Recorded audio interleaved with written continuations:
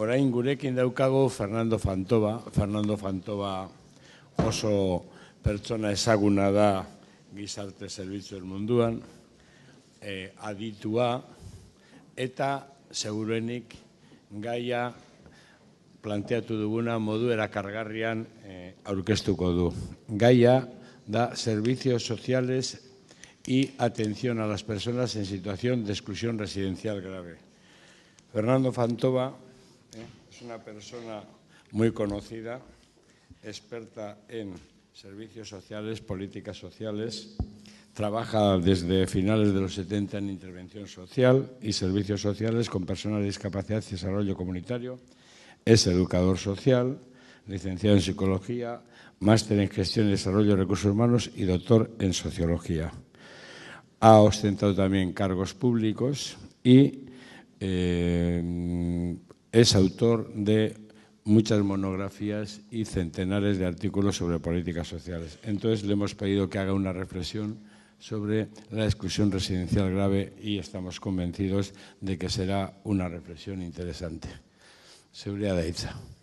Mila esker, Xavier, mila esker Eusko Jaurlaritzari eta udaletxeei gonbidatzeagatik. Eta Xavierrek esan duen moduan gizarte zerbitzuak eta bizitegi bazterketari buruz hitz egingo dut. Intentaré hablar como una media hora y si luego hay alguna pregunta pues sería bueno porque creo que empezaremos a calentar un poquito el ambiente y a generar un poco de participación, ¿no? Yo he subtitulado la intervención como un relato propositivo de un observador participante. A partir de los datos, yo no daré datos apenas, salvo alguno que se me ocurra por el camino, más bien voy a hacer un relato, voy a intentar proponeros una mirada, un relato, un marco teórico, un marco técnico de lo que entiendo yo que los servicios sociales tienen que hacer ante la exclusión residencial grave, porque entiendo que estamos en un momento especialmente de cambio, especialmente de ciaboga, de confusión también, y en ese sentido una intervención como esta a lo que aspira es a ofrecer algunos mojones, algunos hitos, algunas referencias que luego podamos discutir, ¿no? Bien, yo tendrá como tres partes, ¿no? Una parte más de lo que yo entiendo por inclusión, exclusión social residencial, una segunda parte del fenómeno de la exclusión residencial y al final unas 6 propuestas estratégicas para los servicios sociales.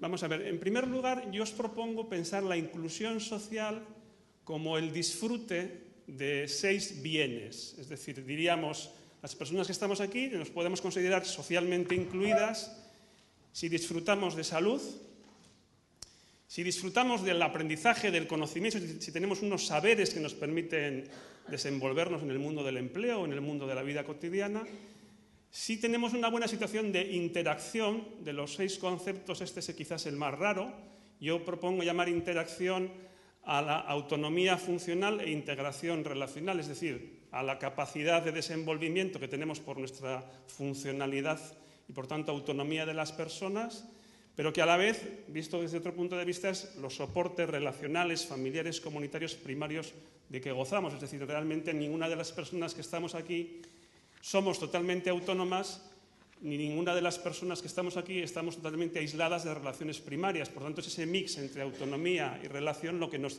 hace estar en un buen estado de interacción, tal como propongo definirlo.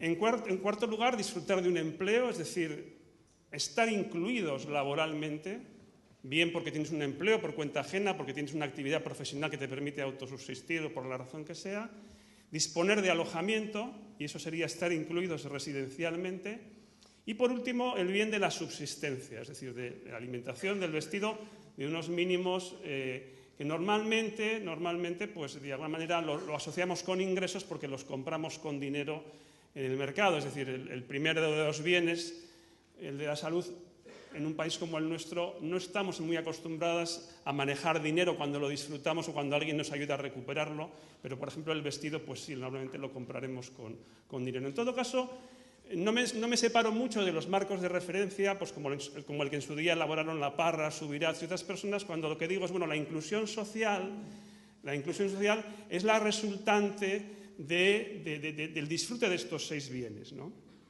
En realidad, Los procesos de inclusión y exclusión, a mí se me ocurría calificarlos con esas cinco características, ¿no? Es decir, en primer lugar, son procesos personales.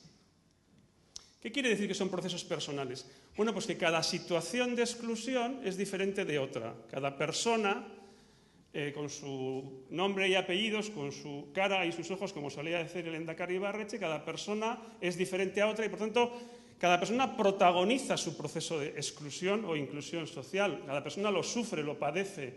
Cada persona tiene un grado de responsabilidad individual en estar incluida o en estar excluida. Tiene una cierta responsabilidad individual y en todo caso vive ese proceso individualmente, pero no solo individualmente, porque toda persona es persona en relación y, por lo tanto, cuando decimos que son procesos personales y no utilizamos la palabra individuales, es porque son procesos también colectivos. Es decir, no hay ningún proceso de exclusión o inclusión social que se viva individualmente. Todos se viven en relación social y, por tanto, son en parte procesos colectivos.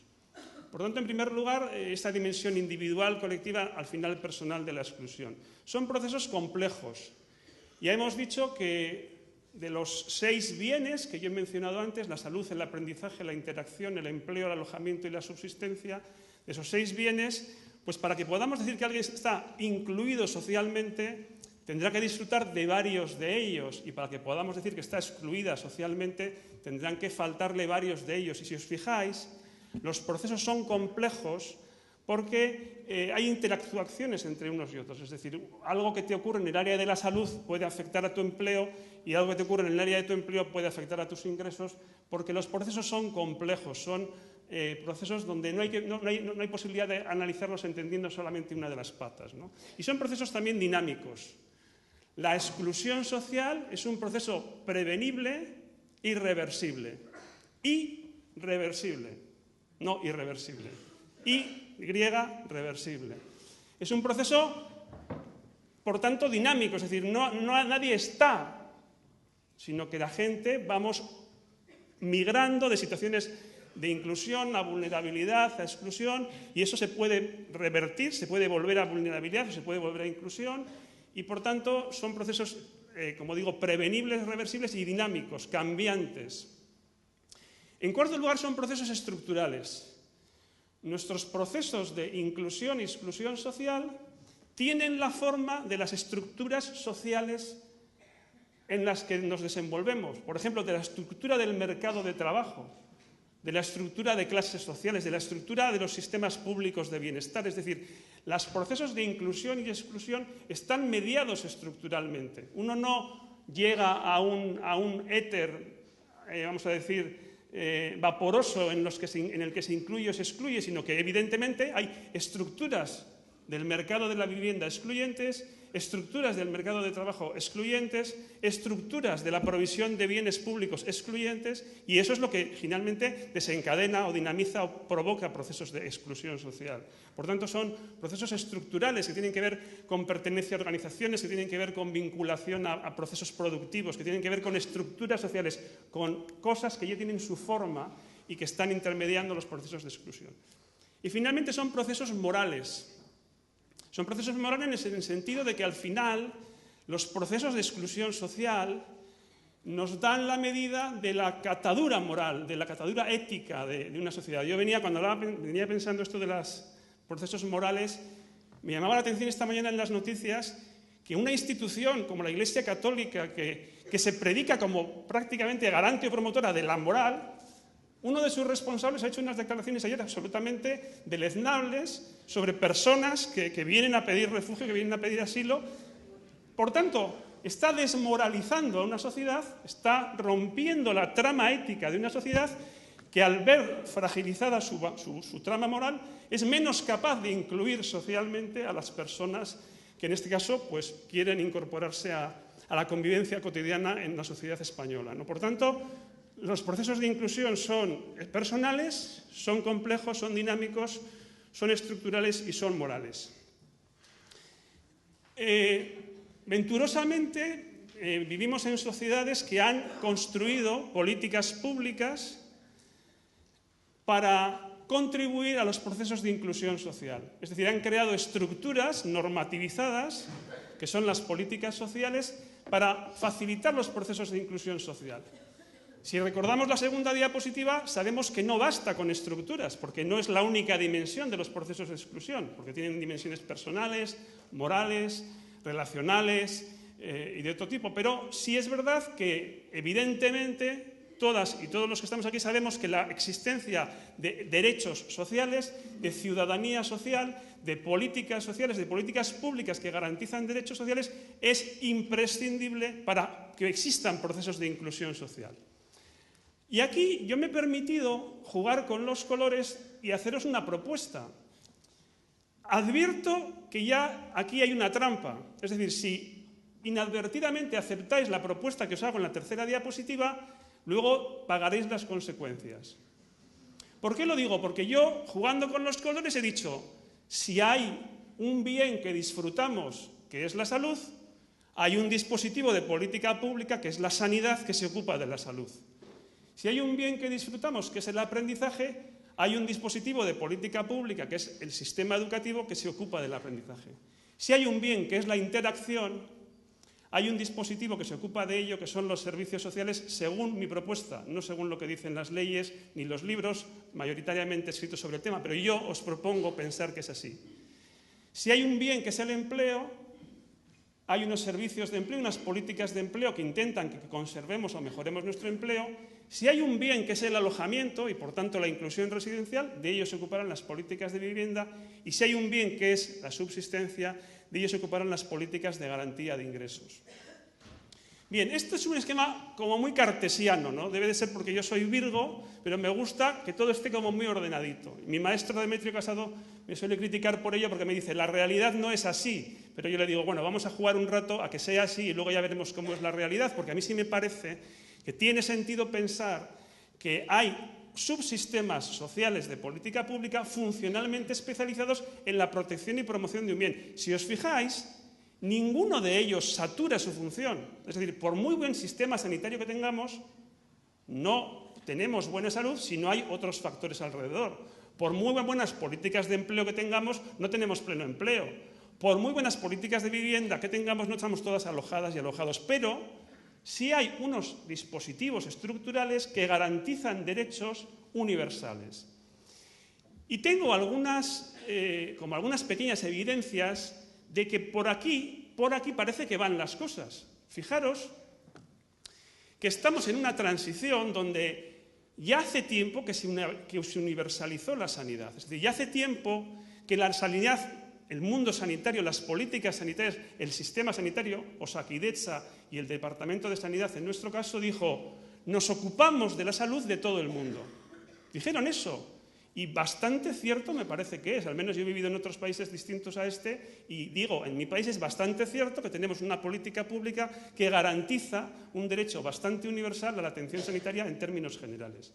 Si os fijáis, ya de 30, 40, 50 años atrás, el sistema educativo, las políticas educativas se plantearon en clave de inclusión educativa y lo que ahora se llama la atención a la diversidad. Es decir, la diversidad sexual, la diversidad de orientación o identidad sexual, la diversidad cultural, idiomática, religiosa, la diversidad funcional en cuanto a capacidades o discapacidades, se intenta abordar desde un mismo dispositivo que es la escuela para todas las personas, ¿no? Con un diseño universal. Y por tanto, también el sistema educativo parece que ha dicho lo que haya que hacer para promover y proteger el aprendizaje, lo hacemos desde el sistema educativo. En servicios sociales, yo creo que hay tendencias que van en esa misma dirección. Si os fijáis, nuestra ley de servicios sociales, que antes evocó Juan María Burto, dice cuáles son las prestaciones técnicas propias de los servicios sociales. Es decir, el acompañamiento social, el diagnóstico social, la información no sé qué, la orientación. Es decir, dice qué es lo técnico que nosotros hacemos y, si os fijáis, el también recién aprobado decreto de cartera acota cuáles son los servicios que tienen esas prestaciones en suficiente cantidad como para que digamos son nuestras. Si ahora cogemos el metro y vamos a Cruces y entramos al hospital de Cruces y preguntamos qué prestaciones se dan allí, pronto descubriremos que como no se dan las prestaciones propias de los servicios sociales, ese servicio debe ser de otro sistema, no de servicios sociales. Incluso el propio instrumento de valoración de la exclusión social aprobado por decreto del Gobierno vasco va focalizando en esos aspectos más relacionales y de autonomía que yo os decía. En el mundo del empleo, pues parece que también va en esa dirección, cuando vamos construyendo la experiencia de los centros especiales de empleo, del empleo con apoyo, de las empresas de inserción o desde la Ley de Garantía de Ingresos de los estímulos al empleo. En el fondo lo que estamos diciendo es, hay mucha más gente de la que se creía que puede tener una experiencia laboral en su vida, que puede participar de una u otra manera en el sistema productivo y recibir una remuneración. En el Parlamento Vasco se acaba de aprobar una ley que declara el derecho subjetivo al alojamiento. Es decir, el alojamiento se ha considerado también como una responsabilidad pública, en este caso de la política pública de vivienda. Y, por citar un último ejemplo, en este país, en el País Vasco, la renta de garantía de ingresos se sacó de los servicios sociales para diferenciarla de ese ámbito. Por tanto, yo lo que intento deciros con estos 6 colores, con estos 6 bienes, con estas 6 políticas sociales y con estos 6 pequeños elementos de evidencia de que parece que van por ahí las cosas, es que no existe en esta forma de funcionamiento social, no existe un subsistema encargado de la exclusión social. Menos aún los servicios sociales, que dentro de los que están aquí serían posiblemente de los más frágiles, de los menos desarrollados. Es decir, los Reyes Magos no existen. Es decir, no hay una especie de camión escoba, no hay una especie de todo a 100, no hay una especie de última ratio que se encarga de la exclusión social. No. Al parecer, el sistema público de bienestar social se está organizando según la regla de que cada palo aguante su vela. Es decir, educación, aprendizaje, vivienda, alojamiento, empleo, etcétera, etcétera. Bien, segunda parte de la exposición, si encuentro el agua, porque me estoy quedando un poco seco.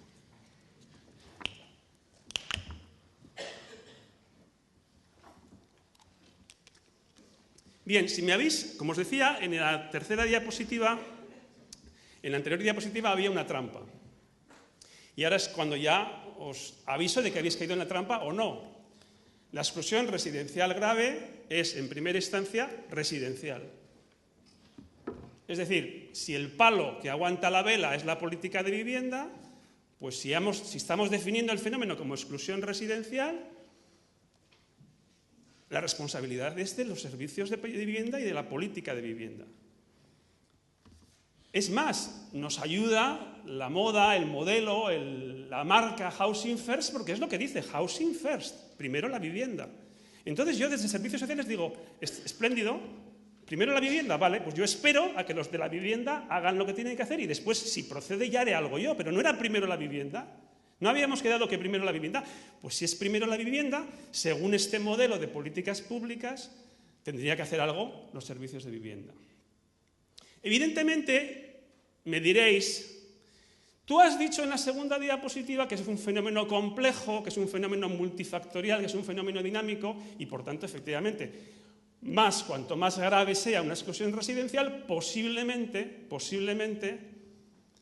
no incorporará solo elementos que interesan a la política de vivienda, sino que incorporará elementos que interesan a la política educativa, de garantía de ingresos, de empleo u otras. Por tanto, acepto pulpo como animal de compañía en el sentido de que verdad será que la exclusión residencial grave no será un asunto solo de la política de vivienda.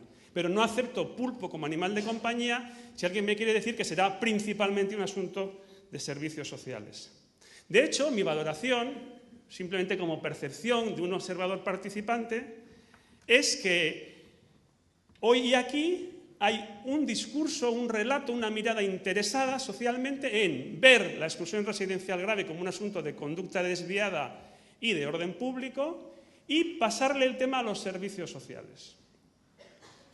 Y a mi modo de ver, ese discurso fundamentalmente tiene un problema, que es que vela, oculta, invisibiliza la responsabilidad estructural de políticas de vivienda y de prácticas sociales en torno a la vivienda que yo he calificado con estas 5 palabras o 6, mercantilistas, patrimonialistas, individualistas, consumistas y excluyentes. Es decir, las chicas y chicos buenos de los servicios sociales y del tercer sector no somos conscientes, a mi modo de ver, de la gravedad que tiene en este país haber tenido una política de vivienda tan equivocada, que ha convertido la vivienda en un patrimonio de inversión, que ha apostado tampoco por la rehabilitación, que considera la vivienda como un bien de uso muy individual, muy inaccesible desde el punto de vista del diseño para todas las personas y desde un punto de vista muy consumista. Es decir, la estructura residencial de España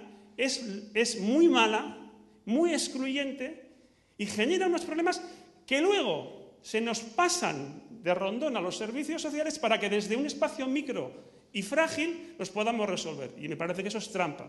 Es decir, es trampa invisibilizar la responsabilidad estructural de la política de vivienda para luego individualizar un problema como un emergente social de orden público y de conducta desviada y pasárselo a los servicios sociales. Y nosotros cogemos pulpo como animal de compañía y compramos la cosa, ¿no? Entonces yo diría, me parece que eso no puede ser.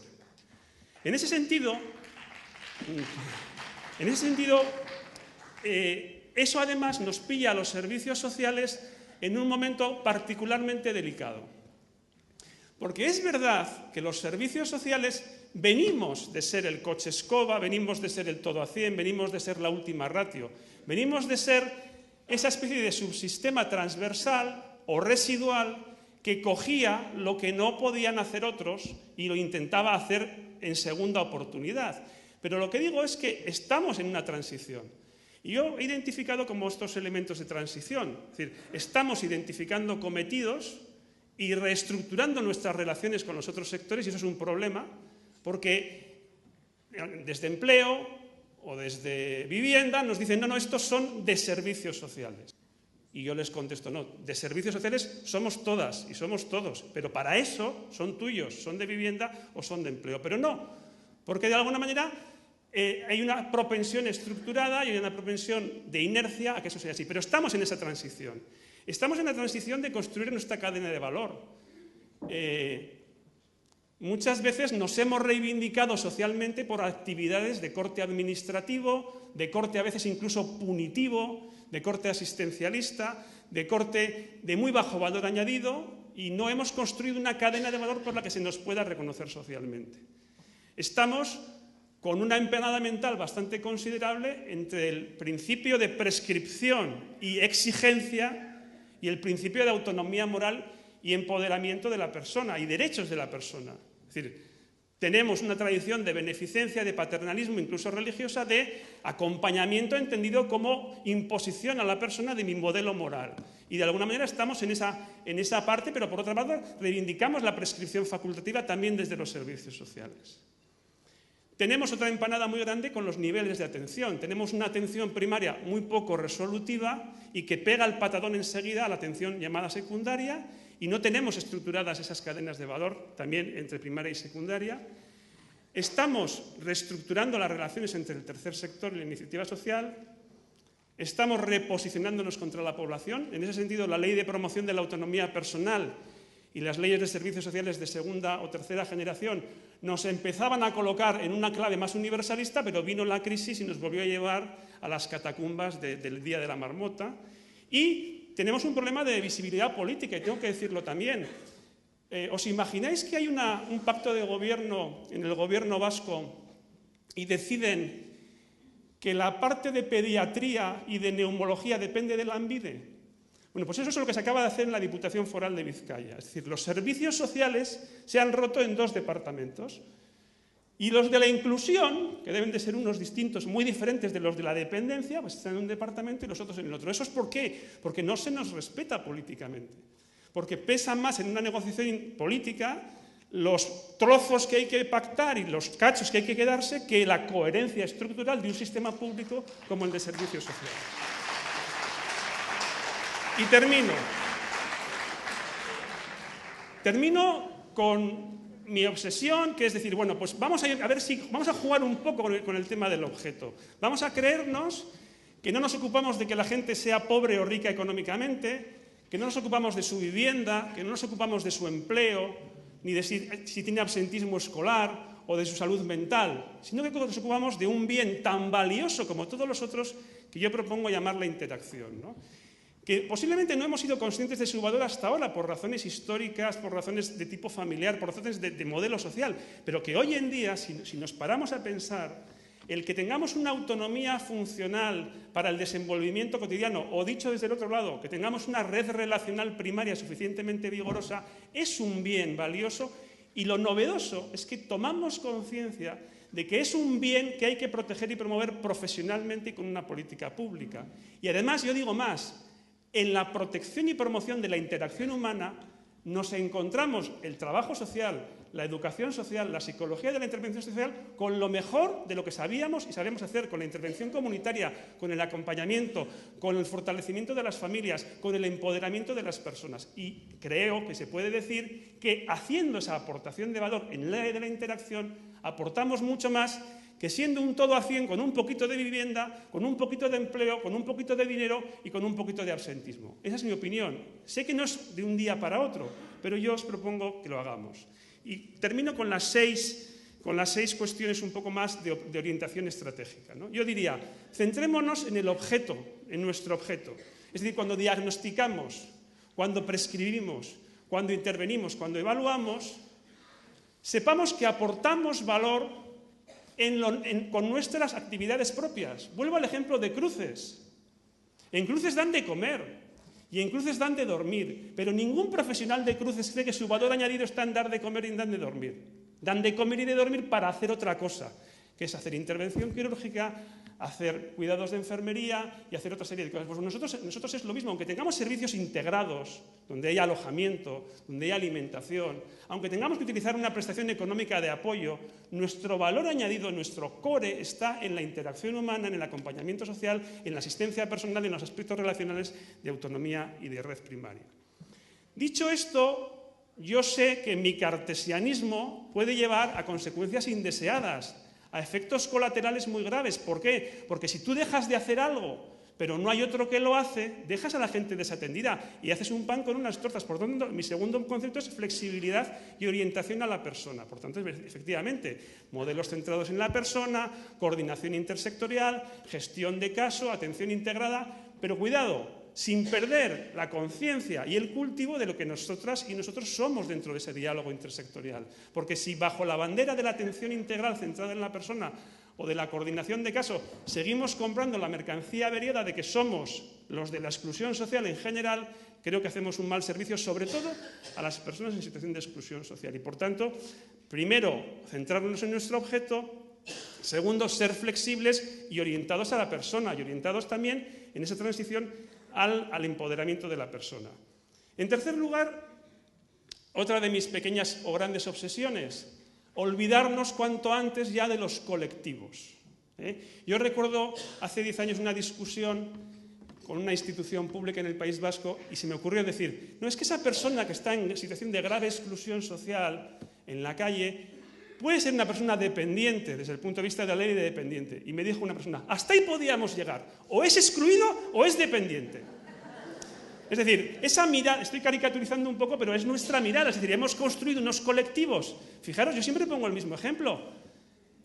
Las fábricas de coches hace 50 años segmentaban en coche grande y coche pequeño y todos arreando, y ahora te hacen un coche a medida. Nosotros seguimos segmentando como hace 50 años. Los mayores, los discapacitados, los menores. Digo, no puede ser. Es decir, hay unos incentivos perversos para ver como muy específico, especializado y diferente lo que no deja de ser humano. El otro día me daba un poco de rabia una noticia en la cual había una residencia de personas mayores y una guardería al lado, y el que escribía la noticia decía, mira qué bien, se relacionan las criaturas con las personas mayores. Hombre, usted primero ha roto la comunidad, ha creado unos nichos separados y luego se extraña de que pase lo natural, que es que se relacionan intergeneracionalmente. Pues no rompamos la comunidad.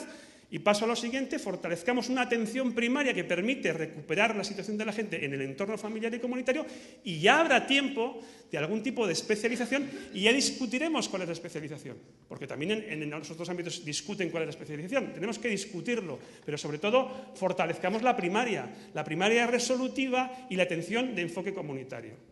La quinta idea es la gestión del conocimiento, es decir, si queremos hacer una estrategia de focalización en nuestro objeto, de posicionamiento de los servicios sociales, en el entorno ciudadano, de que se nos reconozca un valor añadido fundamental, es el tema del conocimiento. Hoy en día, las prácticas basadas en la evidencia, la evaluación de la intervención, deja mucho que desear en nuestro terreno y tenemos una gran fragmentación.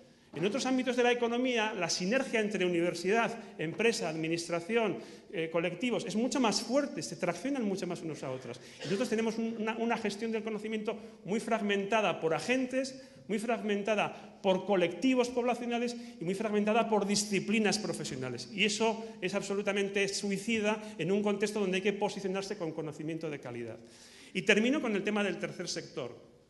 Yo creo que para fenómenos tan complejos, tan relacionales, tan vivos como los que estamos abordando aquí, es fundamental la innovación social. Pero tenemos un tercer sector más dedicado a gestionar servicios públicos estandarizados de cartera y muy poco dedicado a fomentar economía colaborativa, innovación social y nuevas formas de articular lo público, lo privado y lo social. En ese sentido, yo diría, tenemos que hacer más innovación social y menos gestión pública de lo estandarizado desde el tercer sector, a mi juicio. Y con esto, pues termino y os doy la palabra.